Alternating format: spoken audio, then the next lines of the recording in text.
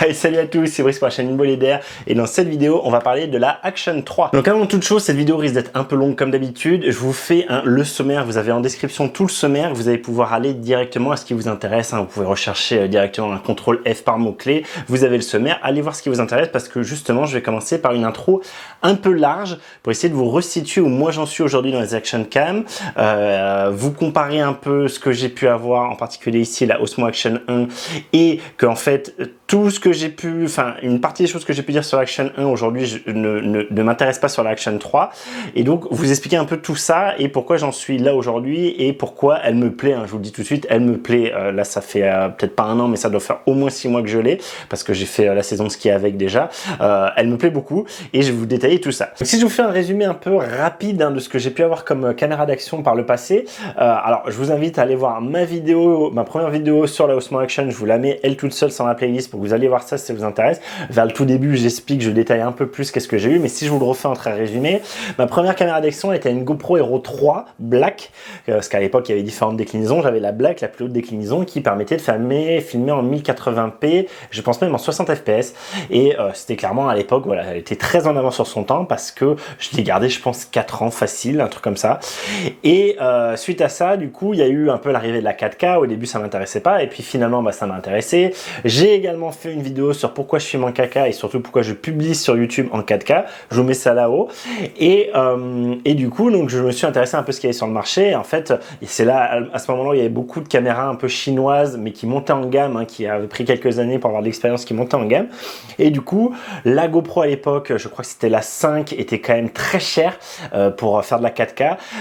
En plus, je crois qu'elle avait peut-être des fréquences moins importantes, des framerate moins importants que ce que du coup j'avais pris, qui était la i4K+. Donc je suis passé à la 4K via la i4K+, i qui est je crois une sous-marque de, en tout cas à l'époque de Xiaomi, Mi, un truc comme ça, bon bref. La caméra était très bien, globalement j'en étais content, mais la qualité d'image était vraiment, enfin, la qualité d'image était bien au final, mais c'était pas si fou que ça, en particulier l'adaptation aux basses et hautes lumières était pas très rapide, était un peu délicate. Je crois me souvenir que la balance des blancs n'était pas géniale non plus. Alors c'était moins pire que l'Aero 3 Black par exemple dans la neige, que je revois les vidéos maintenant, c'est vraiment jaune. C'est pas, voilà, la balance des blancs est complètement aux fraises à la neige à cette époque-là. Je crois que la i c'était un peu mieux, c'était pas génial non plus. Et surtout en fait, sur la Hero 6, il y a eu la stabilisation numérique qui a été intégrée. Et quand j'ai vu des vidéos tests, etc., je me suis dit, ah ouais, ça pour le coup, je comprends. Parce que moi, la i avait aucune stabilisation, c'était voilà, c'était vraiment tremblement, etc. Et sur la Hero 3 Black, je vous avais dit, j'avais par exemple un petit gimbal, un gimbal spécialement pour la GoPro. Et donc, retrouver cette possibilité d'avoir la stabilisation sans avoir un bidule, sans avoir un gimbal, ça, je me suis dit, ah oui, carrément, en avant gagnant. Donc, la Hero 6, je l'ai pris pour ça.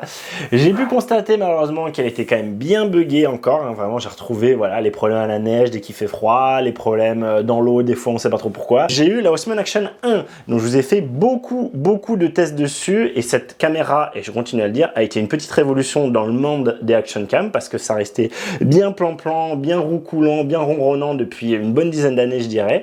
Et DJI est arrivé, c'est les premiers à être arrivés avec l'écran frontal, d'accord, qui a été du coup repris évidemment l'année suivante par GoPro parce qu'ils n'avaient pas le choix que de la reprendre, sinon ils seraient vraiment passés pour des quilles. Leur écran sur le premier modèle, leur première génération était vraiment nul chez GoPro. Et moi à l'époque, donc je vous ai fait beaucoup de tests, je vous invite à aller voir ça pareil en fiche et en description. Mais justement, je vais vous faire le spoiler alert, c'est que à l'époque, je voyais cette action cam pas tant comme une action cam, mais comme une caméra qui me permettrait de me vlogger facilement plutôt que d'avoir à m'embêter avec mon boîtier, etc. En fait, c'était l'idée, c'est d'avoir typiquement un boîtier équipé avec un téléobjectif, peut-être mon 100-400 qui est derrière moi, là, donc un équivalent 200-800 micro 4 tiers, pour pouvoir vite avoir des bébêtes, etc. quand je suis en randonnée, mais pouvoir aussi me vlogger facilement quand je vais vous faire des vidéos et vous dire où je suis, etc. Donc ça, c'était avant que j'ai, par exemple, j'ai eu d'autres objectifs depuis, d'autres objectifs sont sortis. Alors là, il est sur le boîtier justement, j'ai le 8-25, donc qui est un 16-50 mm sur le micro 4 tiers en Olympus.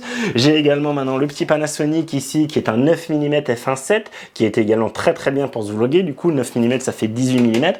Donc, et j'ai pu déjà me vlogger avec en fait le 1200, mais le 1200, quand du coup j'utilise la stabilisation de l'Olympus, que je fais quand je me vlog pour que ce soit stabilisé, je suis pas mal croppé, et c'est vrai qu'on est quand même assez serré. Alors ça m'est déjà arrivé de le faire, et plutôt que de m'embêter à changer l'objectif, etc., j'ai pu le faire, mais c'est vrai que c'est pas l'idéal non plus. Du coup, ça me donne une alternative. Donc vous verrez que dans mes tests, hein, je regardais vachement l'aspect, justement, on se voit dans l'écran, l'aspect on peut mettre un micro externe, l'aspect la stabilisation marche vachement bien. Et donc les tests étaient pas mal orientés là-dessus. Et en particulier, un des trucs qui était vrai, que tout le monde m'a dit, et je suis complètement d'accord, mais moi ça me dérangeait pas tellement pour mon utilisation à l'époque, c'est que oui, mais la Osmo Action, elle a vraiment un champ de vision, un field of view, un FOV très short par rapport à la GoPro de l'époque, qui devait être la 7, je pense, un truc comme ça, 7 ou 8 même justement, peut-être la 8 déjà, la 8, et parce que je pense que c'est à la 9 qui a commencé à avoir l'écran, je suis plus sûr, hein, corrigez-moi en commentaire, mais voilà, je vous fais ça de tête.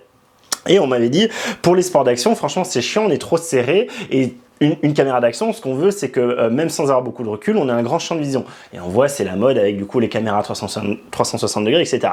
Et moi je disais oui, c'est vrai, mais pour mon utilisation, voilà, ça me dérange pas. En plus, j'ai pu vous dire toutes les qualités qu'elle avait, sa stabilisation en particulier qui est vraiment excellente, hein, qui était vraiment excellentissime à l'époque, le Rocksteady.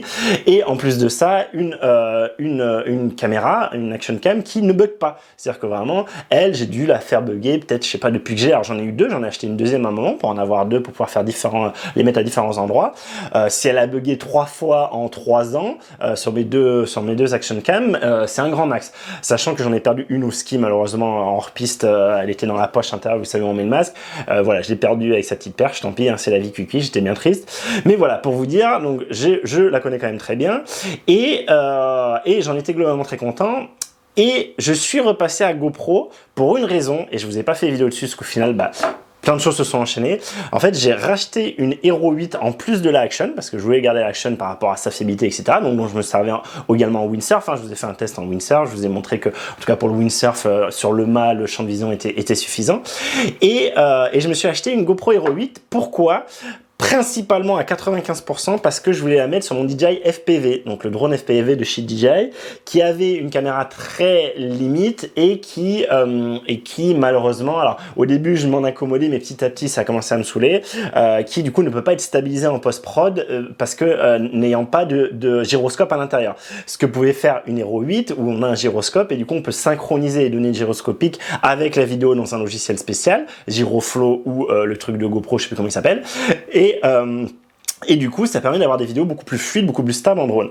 Alors ça, au final, j'ai fait des vidéos dessus, mais j'ai pas eu le temps de vous les sortir parce que après est sorti le DJI Avata, qui lui avait directement intégré les données gyroscopiques. Et donc là, pour moi, voilà, c'est bon. D'ailleurs, je dois vous faire une vidéo là-dessus pour vous expliquer comment utiliser Gyroflow, etc.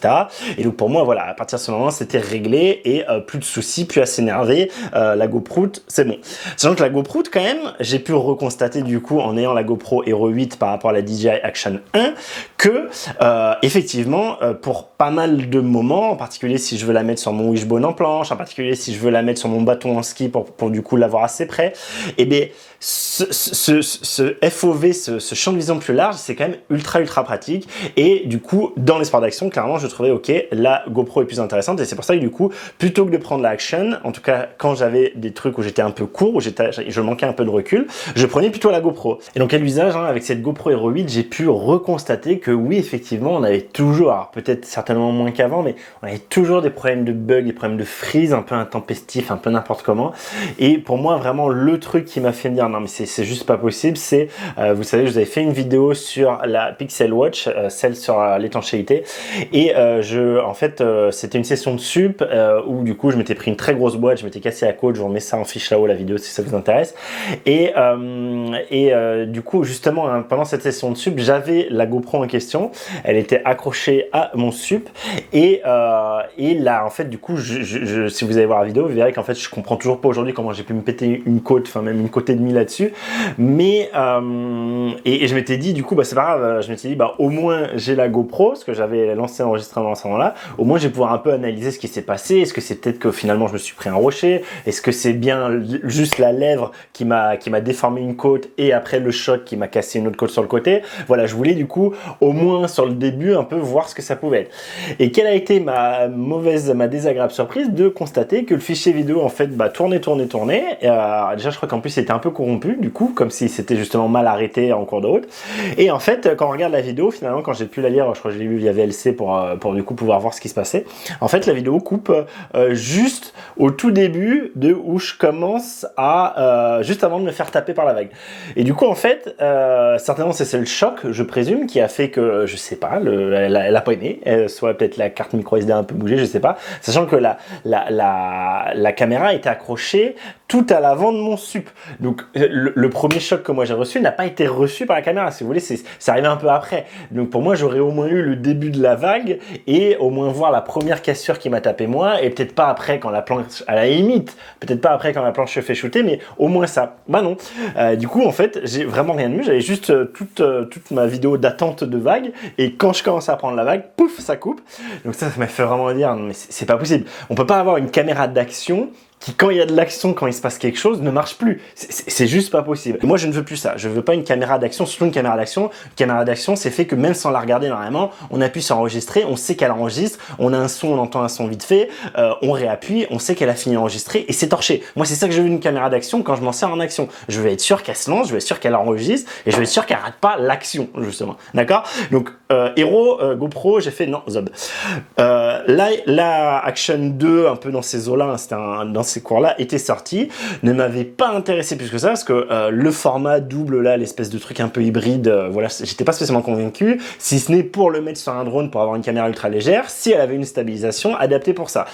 Il se trouve que c'était toujours le Rocksteady, qui était toujours très sensible aux vibrations du drone, avec du coup une image très floutée à cause de ça, très bon pour la stabilisation des gros chocs, hein, je vous l'avais fait la démonstration avec cette caméra, et très mauvais pour tout ce qui est petites vibrations. Dès qu'il y a des petites vibrations à haute fréquence, là par contre la stabilisation électronique aux fraises, et c'est un pâté de pixels, ok.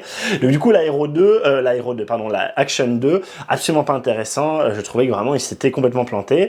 J'avais bien vu l'aspect un peu aimanté avec du coup le petit clic, je voyais vaguement l'intérêt, mais l'aspect en deux, l'aspect voilà, je ne trouvais pas ça intéressant.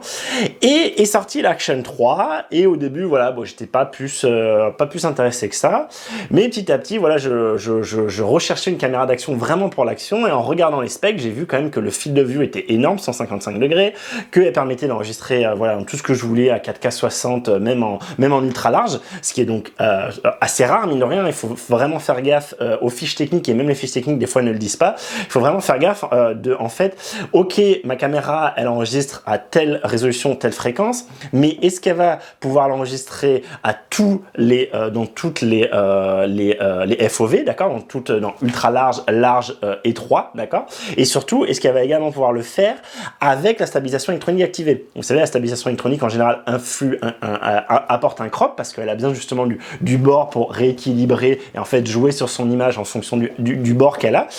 Et du coup, selon les fréquences, hein, là typiquement elle, oui, elle peut aller jusqu'à un 4K 60 fps en ultra wide à stabiliser Rocksteady. Donc c'est ce que moi j'utilise typiquement quand je vous fais les vidéos, quand je fais les vidéos par exemple de Pump Track. Je vous illustre ça, je vous montre du coup avec ce que j'ai actuellement. Là, donc les deux, hein, là je vous montre vu de dessus ce que ça peut donner.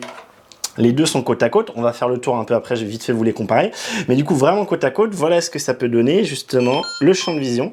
Donc, sachant que les deux sont en 4K 60 fps avec le Rocksteady d'activer, vous allez voir la différence est débile. C'est vraiment, vous n'allez pas me croire. Et là, pourtant, je suis au plus large possible sur les deux. J'ai pas activé le D-Warp hein, sur la Action 1 et j'ai bien le Rocksteady sur les deux, d'accord? Et donc, si je vous les montre comme ça, vous comprenez bien que si du coup, je tends mon bras devant moi, si je vous le mets au niveau de ma bouche à peu près, au niveau de mes yeux, et que je tends mon bras, voyez la débilité. Alors évidemment, du coup, on va avoir énormément d'effets fisheye hein, sur la Action 3, hein, c'est évident, c'est sûr, mais du coup, pour ce que aujourd'hui je veux en faire, je préfère ça, alors que j'aime pas le fisheye, hein, j'ai jamais aimé le fisheye, j'aime pas ça du tout, mais là, clairement, je préfère ça pour pouvoir, avec très peu de recul, vraiment être dans le cadre, hein, être dans le champ de vision. Voilà, si je vous tends la main comme ça, vous avez déjà dû me voir quand je me vloguais justement pour les vidéos. Si vous avez regardé récemment, j'ai fait 2 tests, je vous ai sorti 2 tests sur les pump track. Voilà ce que ça peut donner, c'est absolument gigantesque, d'accord? C'est vraiment, et c'est énorme, le champ de vision est énorme. Et en plus de ça, donc vous voyez là, c'est 4K 60 avec Rocksteady d'activer.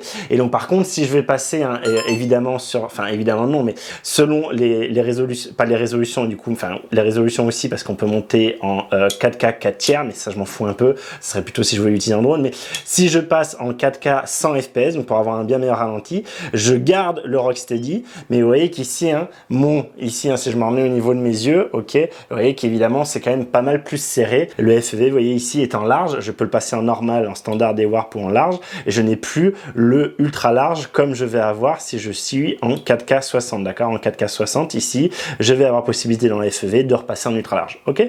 Donc voilà, donc ça c'est quelque chose qu'il faut bien avoir en tête parce que souvent les gens après coup sont un peu déçus, ils voient une réseau max, une fréquence max, un framerate max et ils se disent bah ok, en fait l'angle de vision que je vois dans les démos etc, ça je l'aurai partout. C'est pas le cas, on l'a pas partout et justement il faut bien se renseigner pour voir ce qu'on veut. Et moi je sais que si je veux faire vraiment des gros ralentis, bah du coup je ferai gaffe à être un peu plus loin et je pourrais passer en 120 fps toujours avec le Rocksteady activé et du coup avoir un plan stable et que je pourrais bien ralentir. Et si par contre je veux vraiment dans la plupart du temps juste me filmer moi avec potentiellement une possibilité de ralenti, donc filmer en 60 fps, moi je vous rappelle je produis en 24 donc ça fait un ralenti de 2,5 fois quand même, c'est pas mal. Bah du coup je sais que je peux avoir mon ultra grand angle même en 4K 60 ou du coup bah juste en étant pratiquement à cette distance là vous allez me voir quoi, pas en entier mais vous allez bien me voir. Donc voilà, c'est ces raisons globalement qui m'ont fait l'acheter. Un bug en 6 mois ou 0 bug. Je l'ai amené au ski, je l'ai amené dans le froid, dans du très froid. Elle a eu aucun problème, rien à foutre, pas de problème à démarrer, pas de problème à s'arrêter, pas eu de freeze, pas eu de lag, pas eu de machin. Tout le temps, très bien. L'écran tactile est bien meilleur que sur la Action 1 et bien meilleur que sur la Hero 8. L'écran de la Hero 8 était pas bon non plus du tout. On a maintenant l'écran tactile à l'avant, ça c'est bien pratique pour pouvoir changer. Ainsi du coup justement on se regarde avec l'écran avant, le déverrouiller. Hop, je peux déverrouiller, je peux directement changer ici mes paramètres, d'accord? Je peux changer, alors là je dois être en photo, c'est pour ça que je suis en format JPEG, c'est que j'ai dû appuyer sans faire exprès là-dessus, donc je vais repasser en vidéo, et vous voyez qu'ici j'ai un écran tactile qui marche quoi, c'est pas un écran tactile pour le dev, je peux regarder ma galerie ici, d'accord? Vous voyez, il y a la vidéo que j'ai faite avant qui est en train de dérouler, voilà, il marche, c'est pas le meilleur tactile du monde, mais c'est très très bon, c'est vraiment très très bon, et on a un écran frontal tactile qui nous permet directement de vite à la volée changer des trucs, changer typiquement la fréquence, des choses comme ça. Donc ça, très très bien, c'est un truc qui m'embêtait. Au début, je pensais pas, mais en fait, très vite, quand on a l'écran, on s'habitue à l'écran et du coup, on veut changer les trucs là. Et c'était pénible parce que du coup, il y avait un bouton dédié à ça sur la Action 1, il y avait un bouton dédié au Quick Swap, d'accord, pour passer, en restant appuyé, on passait de l'écran frontal à l'écran arrière. Et dès qu'on voulait faire un changement d'un paramètre, il fallait repasser à l'arrière, aller rebidouiller, etc. Donc ça, c'est bien mieux sur la Action 3 et je vous dis, c'est également bien mieux que sur la Hero 8. Moi, j'ai vraiment trouvé que l'écran était très bon. Évidemment, quand c'est dans l'eau, ça peut marchouiller, c'est pas génial, voilà, je trouve que c'était quand même mieux que ce que j'avais avec la Hero 8 avec la Action 1, mais c'est pas, voilà, c'est un écran tactile dans l'eau, n'aime pas ça, dès qu'il y a des gouttes, c'est pas terrible. Voilà pour, donc je vous ai dit, pas de bug, possibilité d'avoir l'écran tactile avant, le Rocksteady que j'adore, possibilité d'avoir un très très grand champ de vision, même en 4K 60, même avec la stabilisation d'activer justement. Voilà, c'était les principales raisons, plus le prix, elle était quand même bien moins chère que la GoPro. Tout ceci étant, si je vous la compare un peu maintenant justement à la Osmo Action 1, ce que j'aime pas c'est que vous voyez elle a un peu grossi. Alors là je sais pas si vous en rendez trop compte mais je vous le dis, si je vous la mets comme ça, voilà, je vais la mettre dans le même sens, elle est un peu plus haute, on va dire un peu plus large, elle est un peu plus longue aussi, alors pas de beaucoup mais je vous le dis elle est un petit peu plus longue et dans l'ensemble en fait elle voilà, elle a pris de l'embonpoint, ce que moi j'aime pas parce que souvent ça accroché pas en bout mais au milieu de mon mât et donc beaucoup de bras leviers, beaucoup de force qui vont s'exercer, donc plus j'ai un truc petit, compact et léger mieux ça me va. Là comme ça je pense qu'elles ont à peu près le même poids, on va aller vérifier ça, j'ai pas la fiche technique, vous pourriez vérifier sur la fiche technique mais vous allez voir qu'il y a une petite subtilité quand même à prendre en compte. Donc la Action 1 premier du nom, donc évidemment je vous les pèse avec une carte micro SD dedans et la batterie, et par contre l'objectif standard, d'accord, avec la vitre standard. Vous voyez qu'ici j'étais à 126 grammes quand je crois que c'est 145 sur la... Voilà, 145, je suis bon. 145 sur Action 3. Un autre truc que j'aime pas forcément, c'est que avant, vous voyez, hein, comme sur les GoPro, tout début les GoPro, on avait un caisson étanche. Ensuite, les caméras en elles-mêmes étaient suffisamment étanches pour pas besoin avoir besoin de mettre un caisson. Et on mettait une espèce de petite cache squelette comme ça, très ajourée, juste pour pouvoir avoir le point de fixation. Et là, donc contrairement à l'Aero 8, où l'Aero 8, vous savez, on a deux petits tétons qui se rabattent comme ça sur le côté et qu'on remonte pour du coup venir faire le truc que je trouvais, qui me paraissait quand même fragile. Je vous avoue que c'est un des points de fragilité qui me faisait très peur sur la GoPro. Et pareil, quand ils sont cassés, ben on est vite embêté. Là, on casse ça. Si on récupère la caméra, on achète une autre cage à 20 balles, même pas, et c'est torché, d'accord, il n'y a pas de souci. Donc là, avec du coup son attache pour pouvoir la fixer, ok, elle est à 154 grammes. Sauf que elle, du coup, quand on veut l'utiliser aussi, il va falloir y mettre son petit aimant.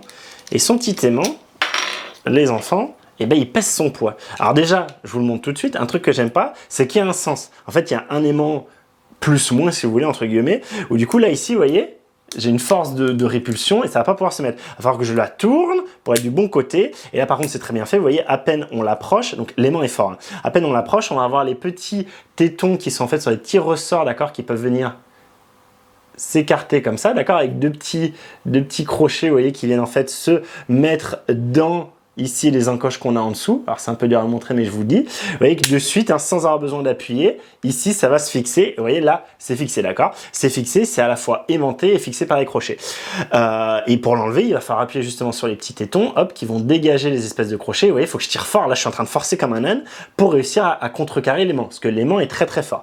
Donc ça, ok. Je me dis, bon, pourquoi pas, ça permet de changer plus vite à la volée, de ne pas avoir besoin d'enlever la vis, etc. Je me disais ça à la base. Vous allez voir qu'en fait, c'est pipeau. Et surtout, on va regarder ce truc-là, mine de rien, vu que c'est de la ferraille, alors ça fait très solide. Vous voyez qu'on arrive à 166 grammes. Donc c'est quand même 165 grammes. Donc c'est quand même conséquent. Et en plus de ça, un autre truc que je vais vous montrer qui, moi, j'aime pas trop, me plaît pas, c'est que vous voyez, non seulement la caméra est plus grosse, mais du coup, le fait d'avoir ce socle, le fait d'avoir ce socle aimanté, on a du coup cette surépaisseur de 5 mm bien bon qui se rajoute et qui donc rallonge en fait l'ensemble. Ce qui fait que la caméra va être plus décalée par rapport à son point d'accroche. Et moi, encore une fois, quand je suis sur un mât, quand je suis sur un truc qui va avoir des grands mouvements de balancier très importants avec des accélérations, si on prend une catapulte, des choses comme ça, le fait de décaler un peu, de surélever même de 5 mm ma caméra par rapport à mon point d'attache, et ben ça me fait un bras de levier supplémentaire et possibilité d'arracher le tout. Et du coup, ça, je vous avoue que ça me plaît pas. Ça, voilà, c'est un des trucs que j'aime pas. Et donc, clairement, je préfère ce système-là, d'autant plus que ce système-là va quand même, mine de rien, un peu protéger, d'accord, protéger la caméra, d'accord, et qu'en plus de ça, je me disais, ouais, bah c'est cool, parce que du coup, on va pouvoir l'enlever à la volée. Oui, on peut l'enlever à la volée, mais du coup, en fait, on n'est pas, en fait, ça revient au même que d'avoir des cages installées, d'accord, où on peut ouvrir à la volée et retirer à la volée. Alors, ça prend peut-être un tout petit peu plus de temps, mais le truc, c'est qu'en fait, si vous voulez le retirer à la volée et le mettre ailleurs, il vous faut d'autres socles comme ça, il vous faut forcément d'autres supports déjà installés. Et donc, typiquement, là je vous le dis aussi pour ceux qui ne le savent pas, en fait le socle là que je viens de vous montrer, là celui que je viens d'utiliser avec le petit DJI marqué là, ok, vous voyez c'est une pièce en ferraille d'un seul tenant. Alors c'est bien de la ferraille, je vous confirme. Ça, en fait, ça, j'en ai acheté deux. Et ça, c'est ceux qui sont utilisés normalement sur la Action 2.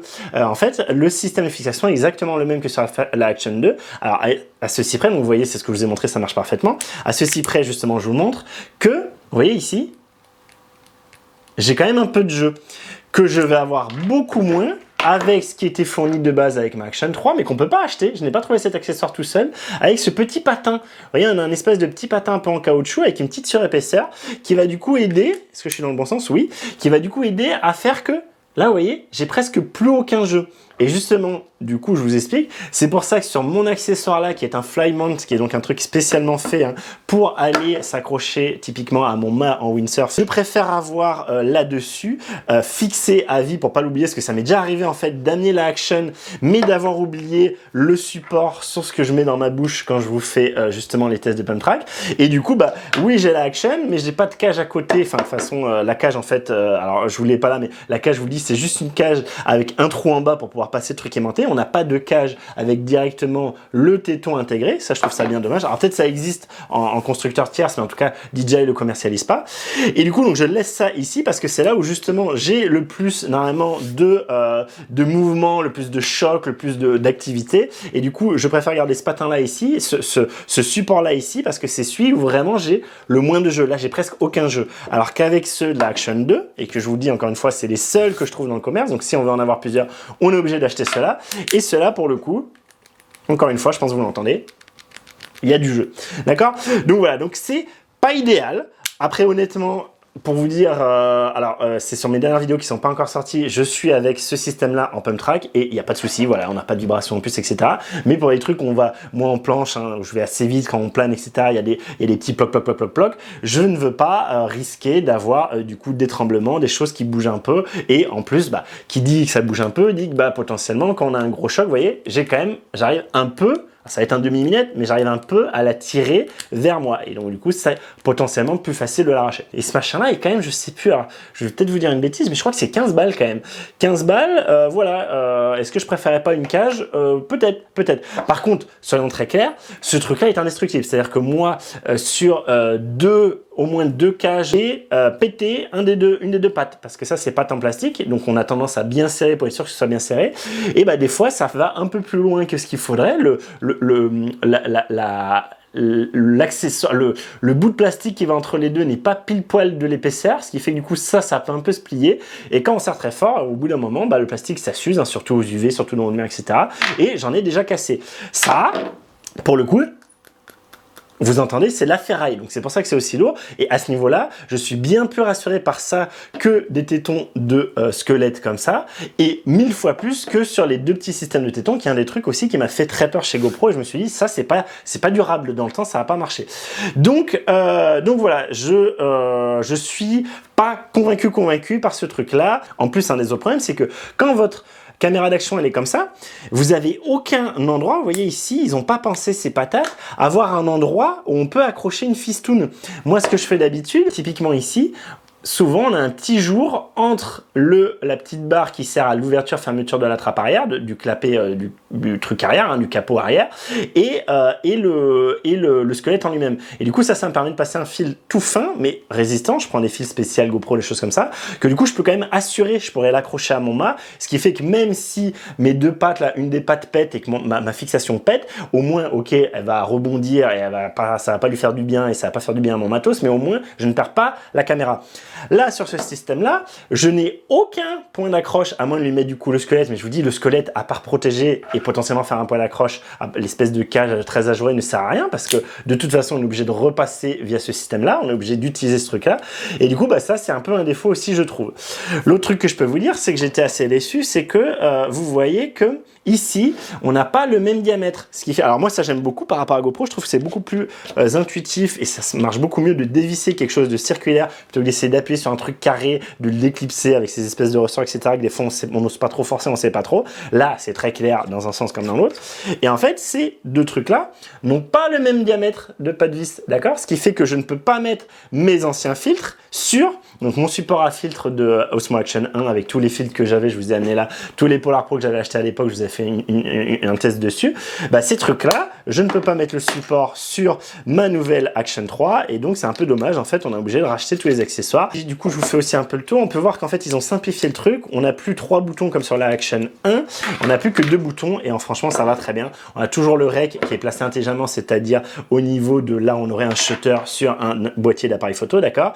Et du coup, on n'a plus qu'un bouton en haut. Hein. C'était le cas aussi sur ma GoPro de mémoire, sur la Hero 8. Et on a un bouton sur le côté qui va servir à faire le changement de mode et la mise sous tension, arrêt de caméra. Le truc que je peux vous dire aussi, c'est que elle vraiment marche très bien, pour l'avoir utilisé plusieurs fois en windsurf, hein, marche très bien dans le mode de j'appuie sur rec, elle s'allume, elle enregistre de suite, il n'y a pas un temps d'attente de 20 ans, on n'est jamais trop sûr, etc. Je rappuie, elle arrête l'enregistrement, c'est très bien fait, elle me dit attention, dans 3 secondes avec le compte à rebours, je m'arrête, elle s'arrête. C'est limpide, ça marche, il n'y a pas de bug. La Action 1 avait souvent des bugs, je trouvais, quand justement je la lançais avec ça, donc je préférais la laisser malheureusement, devoir l'éteindre, la rallumer entre deux bords par exemple en cloche, ou la laisser tout le temps allumée, donc bouffer plus de batterie. Celle-là vraiment marche très bien. L'Aero 8, pareil, c'était une cata, une fois sur deux elle buguait, je savais jamais si elle était bien allumée ou pas, voilà. Là en plus elle a la bonne intelligence, on peut la régler de façon à ce qu'on voit au début au moins l'écran avant, c'est-à-dire que moi quand elle me filme, je vérifie, ok je suis en train de filmer, et je crois que c'est au bout de 5 secondes, un truc comme ça, il va s'arrêter, vous allez voir qu'il va s'estomper au bout d'un moment, je vous montre peut-être là, peut-être 10 secondes, voilà vous voyez il s'est estompé, c'est quelque chose qu'on règle hein, de mémoire, c'est peut-être 15, peut-être 30, je sais plus.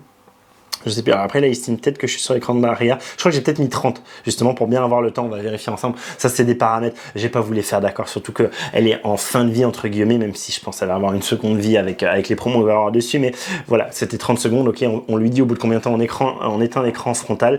Mais voilà, c'est très pratique. On a quand même beaucoup de réglages et je trouve le bouton très agréable. Le bouton est plus agréable que ce que j'avais sur la Action 1, qui était assez dur, assez petit. Fallait vraiment appuyer fort pour être sûr de la lancer. Là, vous voyez, moi, elle va se lancer, ça marche, ok.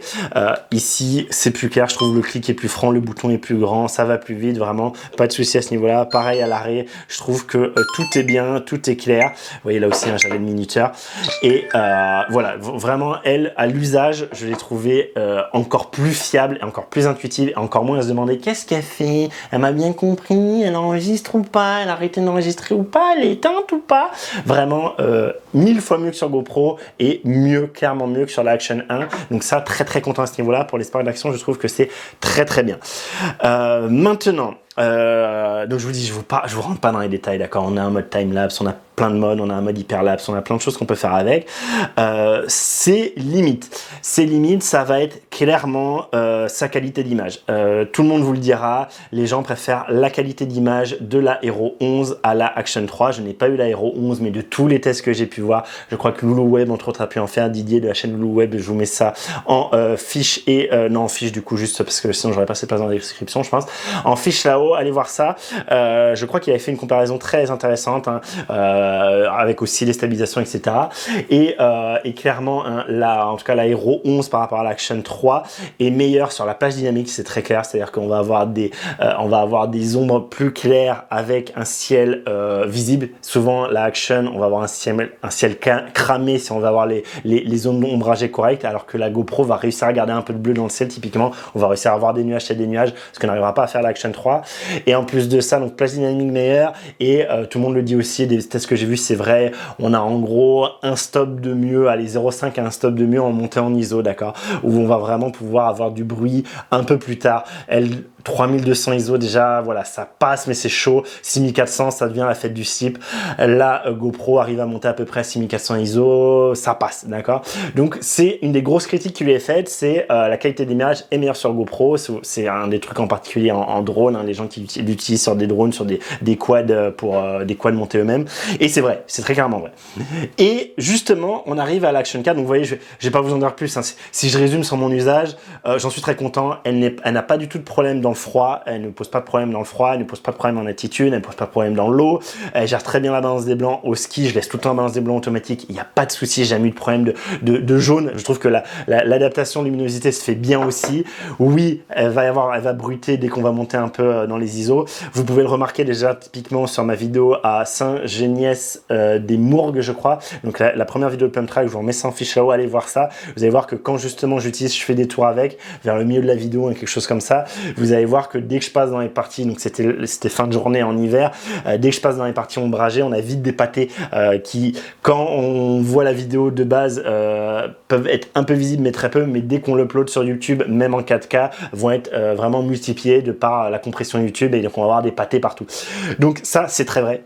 C'est un des rares trucs qui m'embête aujourd'hui, et sinon à côté de ça, j'en suis très content pour tout. L'autonomie, j'ai quelque chose d'assez similaire, j'ai pas l'impression que je sois moins bon, mieux qu'avant, c'est assez similaire.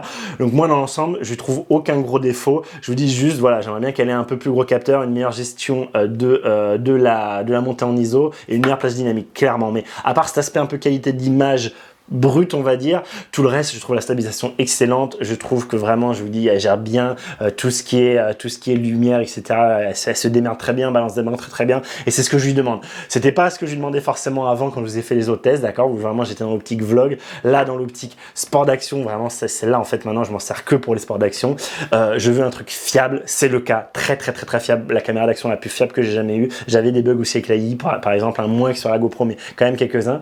Et là, vraiment, une fiabilité redoutable. Hein. Vraiment, je n'ai plus à me poser de questions. Je sais que voilà, quand j'appuie, en plus les bruits sont assez clairs, tout est clair, tout marche bien. Le tactile marche bien, on peut naviguer dedans facilement, on peut faire les réglages facilement, à part qu'on a les doigts mouillés, c'est plus délicat évidemment. Juste voilà, ce défaut de la montée en ISO qui va être corrigé. Et ça, si vous êtes abonné à la chaîne et que vous suivez, vous êtes abonné, que vous avez activé une notification, si YouTube a pas fait trop de merde et que il me met pas trop, il me ghost pas trop, et c'est le cas en ce moment, il me ghost beaucoup, vous avez dû voir mes deux dernières posts que je vous remets du coup en description. Je vous mets ces deux posts hein, sur la Action 4 qui va sortir le 2 août. Donc moi là je tourne, on est le 25 juillet, donc c'est dans une semaine pile poil. Donc je vais essayer de vous la sortir très vite pour que vous voyez cette vidéo avant. Et il y a pas mal de choses qui vont être améliorées sur la Action 4.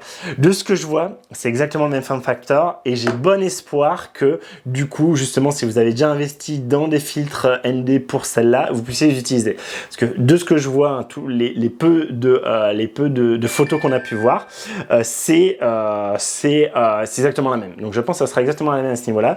Donc avec exactement le même système de fixation aimantée que je ne suis moyennement convaincu comme vous l'avez compris. Et du coup, je pense on aura exactement les mêmes deux boutons. Ce qu'on a vu sur les photos, c'est ça. Exactement, je vous montre quand même hein, le système de trappe ici avec juste l'USB-C. C'est quelque chose qu'on avait également sur la Action 1, d'accord, qui marchait plutôt bien. Sauf que là, en plus, on avait le slot de carte micro SD, ce que je préférais, ça c'est un truc aussi que je préférais l'avoir ici, plutôt que maintenant sur la sur la Action 3, on va avoir, donc déjà je trouve ça un peu bizarre parce que d'un côté la trappe USB-C, on doit la tirer vers le bas, d'accord? Donc il y a la flèche assez bien indiquée, très bien. Et l'autre, par contre, on va le faire vers le haut. Donc ça, déjà, je trouve pas ça logique. J'aurais préféré que les deux soient dans le même sens. Et en plus de ça, c'est une trappe. Alors là, ça va peut-être pas le faire, mais je pense en la manipulant juste, vous allez voir, ça va le faire. Donc on a ici, du coup, la carte micro SD qui est ici avec la batterie.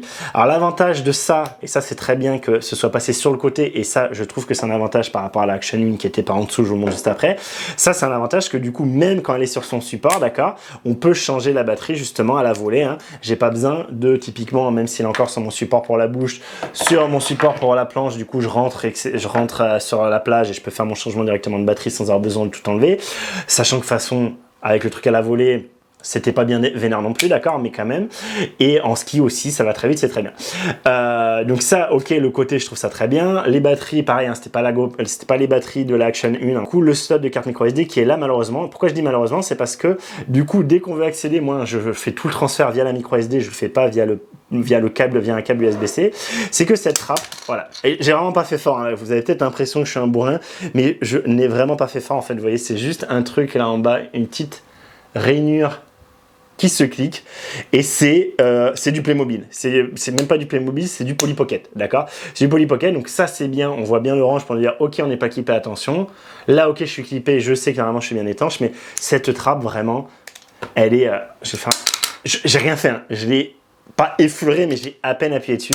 Cette trappe se barre et ça n'a aucun intérêt parce que si on pourrait se dire c'est pour l'alimentation, c'est facile de l'enlever, non, si on veut l'enlever, celle-là je crois qu'on peut l'enlever aussi, j'ai pas envie de le faire, il faut forcer plus, j'ai pas envie, je crois qu'on peut l'enlever pour avoir facilement accès à l'USB-C.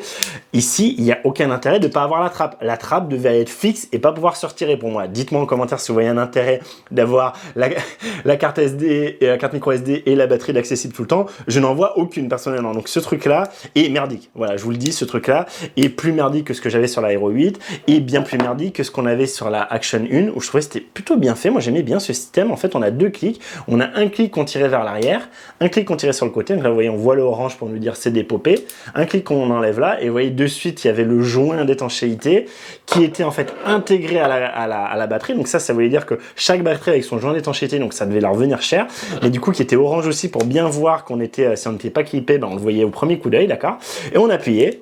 Et voilà, c'était fait, vous voyez, on vérifiait qu'ici on n'était pas orange et ça marchait bien. Et il fallait décliquer les deux pour voilà, être sûr que ce soit ouvert.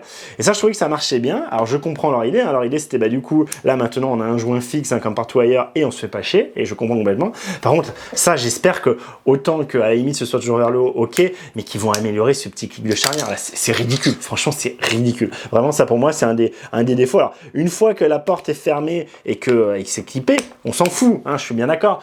Mais ça inspire pas confiance. C'est ça vraiment. Et puis là, c'est vraiment la zone où on veut pas qu'il y ait d'eau. Il y a la batterie, la carte micro SD. Si de l'eau rentre là-dedans, c'est foutu, d'accord? Donc voilà, ça c'est un peu dommage. J'ai peur que la Action 4 soit exactement pareil. Et donc ça sera pas une bonne nouvelle. Si par contre on peut avoir exactement le même support ici, la même diamètre, c'est très bon. J'ai l'impression que ce sera exactement le même écran avant, le même écran arrière, le même support en bas, tout ça, ça va pas changer, tout pareil. Les différences vont vraiment avoir lieu, en particulier justement sur la qualité d'image. Donc je vous le dis tout de suite, quand elle va sortir, je pense que je vais l'acheter Day One. On sait déjà les prix, en tout cas en dollars. Elle devrait sortir à 399 $. Donc le prix, en tout cas officiel jusqu'à peu de la Hero 11, sachant qu'en fait, elle dépasse normalement la Hero 11 sur à peu près tout. On va avoir un capteur, je vous l'ai dit, de 1 sur 1.3 pouces au lieu de 1 sur 1.7 comme on a actuellement sur la Action 3 et sur la Hero 11. La Hero 11 est sur un capteur de 1 sur 1.7 pouces. Ça fait des photosites, hein, des photosites de 1,6 micromètres sur celle-là et sur la Hero 11. Sur la Action 4, on sera sur des photosites de 2,4 micromètres. Donc sensiblement plus grand et on va vraiment avoir du coup un capteur plus gros et donc ça veut dire la meilleure montée en ISO, une meilleure sensibilité. Avec une amélioration par rapport à toutes les autres caméras du marché et donc évidemment la concurrente directe, la Hero 11, de un stop. En faible lumière, on aura une montée en ISO meilleure de un stop. C'est-à-dire typiquement, si aujourd'hui GoPro est utilisable en 6400 ISO, elle serait utilisable en 12800 ISO. Donc c'est très intéressant. En plus de ça, on va également avoir une meilleure plage dynamique et donc une plage dynamique qui sera meilleure que toutes les autres caméras du marché et donc de la Hero 11, c'est elle en fait à qui compare, parce que c'est aujourd'hui elle la meilleure du marché, de 0,5 stop, c'est-à-dire qu'elle aura une meilleure plage dynamique que la Hero 11. Encore une fois, ça c'est ce que DJI annonce, évidemment ça sera vérifié dans les tests, je suis sûr que Day One, vous allez avoir tous ceux qui l'auront eu, qui l'auront testé comparé à la Hero 11, allez voir tout ça. Moi je vous la comparerai en prenant mon temps à la Action 3 et je vous dirai ce que j'en pense, hein, surtout dans un test un peu plus longue durée pour voir ce que ça donne. À côté de ça, donc voilà, c'était vraiment pour la qualité d'image et ça clairement c'est quelque chose que j'attends parce que c'est aujourd'hui effectivement ce qui m'embête un peu, en particulier en pump track. Je dois souvent y aller le soir parce que la journée je suis au boulot et du coup le soir très vite je suis un peu embêté, hein. Typiquement mon drone, le Mini 3 Pro passerait encore, alors que la Action 3 ne passe pas, hein. Je suis vite dans du pâté de pixels et je peux pas l'utiliser, ça m'embête. Donc voilà, donc ça, très grosse bonne nouvelle. On aura du D-Log, donc du log, d'accord, qu'on n'a pas du tout aujourd'hui, d'accord, dans les réglages ici, même en pro, hein, je n'ai pas du tout possibilité de venir faire du D-Log, j'ai possibilité de faire du dessiner like, par contre, ça oui, d'accord, mais pas du D-Log. On va pouvoir filmer en 10 bits. Aujourd'hui, on est limité à 8 bits là-dessus, d'accord, donc c'est une très bonne nouvelle aussi. À voir ce que ça donnera, je vous ferai les tests. On aurait une amélioration sur l'autonomie de la batterie, donc qui est la bienvenue. Il parle de 160 minutes de batterie contre 120 minutes chez GoPro, donc ça, si c'est le cas, tant mieux, hein, on peut avoir plus d'autonomie, sachant qu'ils garderaient le même poids, hein. Ils annoncent toujours un poids de 145 grammes sur cette Action 4, d'accord, sur l'Action 4 qui va venir. Donc une meilleure autonomie, très bien, et surtout un truc très intéressant je trouve, c'est qu'on aurait un fast charging à 50 minutes pour remplir toute la batterie, contre 2 à 3 heures sur la GoPro. Et je peux vous dire, hein, sur la Action 3, c'est pareil, il me faut en gros 2h30 pour la charger complètement via l'USB-C, même avec du fast charge, même avec un USB-C, même du 70 watts, ça ne chargera pas plus vite. Et donc il me faut en gros 2h30, hein, c'est à peu près ce qu'ils disent, de 3 heures, ça ne m'étonne pas, et c'est ce que j'avais aussi à peu près sur la Hero 8. À côté de ça, donc en plus de cet aspect batterie, l'autre truc que je trouve intéressant quand même, c'est en plus de tous les petits trucs que fait DJI, que fait pas GoPro, mais c'est le fait qu'ils allongent encore la plage, hein. Je crois qu'elle a été donnée pour moins 15, 35 degrés, il me semble, ou 40 degrés. La GoPro est donnée pour moins 10 à 35, et je peux vous dire que moi, en tout cas, sur la Hero, même sur la Hero 8, le moins 10 degrés, je suis pas sûr que ce soit du moins 10, parce que même dans la poche de la veste, il fait pas moins 10, et pourtant, elle freeze, c'est-à-dire que la caméra veut pas se lancer. La caméra veut pas se lancer, chose que je n'ai jamais eu avec cette Action 3, et là, ils annoncent du moins 20. Alors, je sais plus exactement si c'était moins 15 ou moins 20 déjà sur celle-là, mais en tout cas, sur la Action 4, ils annoncent du moins 20 plus 45. plus 45, c'est pareil, ça fait plaisir parce qu'on peut vite être amené à être dans du très chaud. Et si ça c'est en plein soleil, en sport d'action, je sais pas si vous faites du vélo, du VTT, des choses comme ça, et bien pouvoir avoir un truc qui puisse monter en température, ça fait plaisir. Et toujours dans cet aspect fiabilité, conditions extrêmes, on a maintenant une étanchéité sur l'Action 4 qui va être de 18 mètres contre 16 mètres sur la Action 3, donc c'est cool, on gagne 2 mètres, et surtout contre seulement 10 mètres sur la GoPro Hero. Donc c'est quand même une bonne nouvelle, ça veut dire que typiquement en apnée, on peut aller assez profond sans être stressé et sans avoir besoin de mettre un caisson au-dessus, et du coup risque de but, etc. En plus celle-là, je sais, elle a un mode spécial, en tout cas pour la déformation, un mode spécial apnée. Je l'ai pas testé encore, je vous avoue. Je vais justement essayer de faire une apnée rien que pour ça, rien que pour tester face à face la Hero 4 à la Action 4 à la Action 3, pardon. Donc voilà, encore un truc de plus dans l'aspect extrême. Je vous rappelle aussi la Action 3 niveau, elle est donnée pour avoir une bonne autonomie même en faible température. Et c'est vrai que j'ai vérifié. Et d'ailleurs, je viens de regarder, du coup, c'est bien moins 20, était bien donné aussi pour moins 20. Et moi, je vous dis, au ski, j'ai eu aucun problème, alors que j'ai fait au moins 2 sessions dans du vraiment très froid. Il faisait vraiment froid en altitude. Je pense qu'on était bien on était à moins 10. Je pense que c'était à moins 12 ou moins 13. Je suis sûr qu'une GoPro, ma Hero 8 aurait bugué, j'en suis sûr et certain. Elle, pas du tout, aucun souci. Je vous dis, c'est vraiment vous savez, du démarrage au quart du tour. Il y a tout qui marche, c'est bon, c'est ok. Certes, c'est pas la meilleure qualité d'image, mais au moins ça marche tout le temps, c'est fiable, voilà. Donc très bien, très bien, et ça sera manifestement encore mieux sur la Action 4. J'ai à peu près fait le tour, j'ai pas allé tellement plus loin. Je pense que ça vous donne quand même des bonnes idées. Là, c'était vraiment, vous voyez, un test pratico-pratique. J'ai dû vous montrer des illustrations en cours de route, mais j'ai pas cherché à vous faire une comparaison directe, face-to-face, façon là, les 2 générations avant. Je n'ai pas de GoPro à vous montrer à côté. Voilà, je pense que ça sera beaucoup plus intéressant dans le test à venir, où je vous ferai, quand j'aurai pu l'utiliser, etc., de vous faire une comparaison directe, Action 3 versus Action 4. Là, oui, je pense que ça sera probant, et je pense que l'Action 4 risque d'être un peu une GoPro killer. J'espère en tout cas, tant mieux pour nous consommateurs, et que GoPro, du coup, sur la 12, soit obligé de se bouger le cul encore plus, ou à défaut, baisser les prix, continuer à baisser les prix, tirer les prix vers le bas. Vous avez vu, ils ont commencé à baisser officiellement leurs prix parce que ils sont plus tellement dans la course, et du coup, ils sont obligés de, ils sont plus leaders, ils ont plus le monopole, et du coup, ils sont obligés un peu de s'aligner avec les autres. Et en plus, technologiquement, ils commencent à être un peu aussi à la ramasse, et du coup, raison de plus pour baisser les prix. Donc, c'est plutôt une très bonne nouvelle dans tous les cas pour nous consommateurs. Et voilà. Donc, j'attends cette sortie avec impatience. Je pense pas que je vous ferai de live, j'aurai pas le temps, ce sera un jour 2 semaines. Je suis encore en train de bosser sur la sortie de la Action 4. Je vous dis, c'est le 2 août, c'est sûr. Et normalement, elle sera disponible day one. Dès le premier jour, on pourra l'acheter. Alors, est-ce qu'elle sera à 399 €? Je l'espère. J'ai l'impression que dans l'ensemble, DJI a quand même la tendance à faire conversion euro-dollar. Donc, j'ai espoir que ce soit 399 € et pas 449 €. On verra ça. Ça, c'est vraiment le jour J. On pourra vérifier ça, à moins qu'il y ait un leak avant sur une des boutiques, un magasin qui s'en faire exprès, du coup, le mettre en ligne avec le prix. Et du coup, on verra ça. Si c'est le cas, je vous ferai une news si c'est avant la sortie. Donc voilà, moi, je vous dis, je vais l'acheter dès qu'elle sort, parce qu'elle m'intéresse, et comme ça je vais pouvoir vous faire les tests très rapidement. Je pense qu'il y aura tous les tests qui seront faits avant par tous ceux qui sont potes avec DJI qui leur fournit des trucs, sachant que je sais qu'il y a beaucoup de critères à respecter avec des choses à dire à tel moment, donc de toute façon c'est pas quelque chose qui m'aurait intéressé, même si DJI m'avait approché, mais évidemment jamais DJI m'approcherait parce que je suis un tout petit youtubeur et que ça les intéresse pas. Mais voilà, du coup prenez quand même avec des pincettes les tests que vous verrez. Sachez que DJI regarde beaucoup ce qui se dit dans les vidéos, manifestement ils contrôlent beaucoup les tests. De plus en plus, ils ont un monopole, donc ils en profitent. En tout cas sur les drones, c'est très clair. Voilà.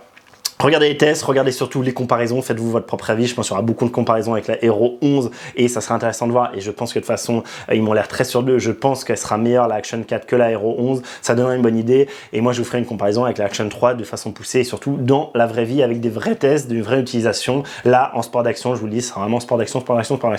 Voilà, j'espère que ça vous a plu. Si c'est le cas, n'hésitez pas à liker, partager la vidéo. Si vous avez des questions, des remarques, des commentaires, des choses que j'ai pu oublier qui sont vraiment primordiales pour vous, n'hésitez pas à me le dire en commentaire, poser des questions. C'est possible que j'ai oublié des trucs. Là, j'ai essayé de vous dire vraiment l'essentiel pour moi, pour mon utilisation d'aujourd'hui.